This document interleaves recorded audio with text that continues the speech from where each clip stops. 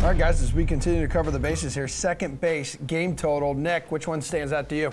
So the Braves-Rockies one was very interesting. I couldn't pull a trigger either way on that one, though. It's a tough one. 12 and a half tonight. I know the Braves just had a tough series in LA, and they're going up against Chichi Gonzalez tonight. The Pirates, back in their game total, or their individual team total, I was interested in that as well, but I ended up landing back in Cleveland, going over 4.5 runs tonight. Again, we talked about Mike Minor quite a bit. I know Erik was kind of making a little bit of case he's not as bad as he's been, but at the same time, still, we've seen him give up 3+ runs in each of his last 5 outings. Opponents have scored 6 runs in Minor's last 3 starts. And then I talked before about how Cleveland, how they've been done so well against left-handed pitching. And when you look at the Royals bullpen too, they're fifth. They're like 10th and 5th, like on the bad end of that this season. And their bullpen ERA hasn't been that great either. So Cleveland has been hitting really well against left-handed pitching lately. And with the Royals bullpen not that great, I expect them getting at least 5 in this one.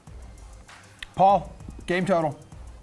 I see a pretty nice pitching matchup in San Francisco with both starters pitching very well of late. The Brewers turned to Erik Lauer, who has limited opponents to a 2.09 batting average and pitched to a 2.23 ERA over his last 10 appearances. That's outstanding. Meanwhile, Logan Webb has been even stingier in throwing up 7 straight quality starts for the Giants.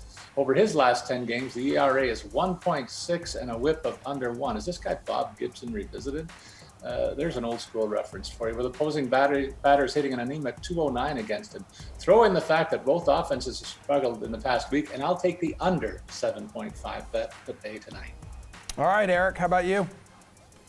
I'm looking at Mets Marlins. I'm over under of 7 is just quite low. I think that's the kind of number you see when you're talking about some aces. Even with lineups this bad, the two teams are only averaging 7.7 runs, so I guess you don't need to be aces to keep it under here. But man, to be under 7, has it just moved up to 7.5? No, under 7. Man, so you need it to be 6 runs to hit that. I'm just not at all confident in that.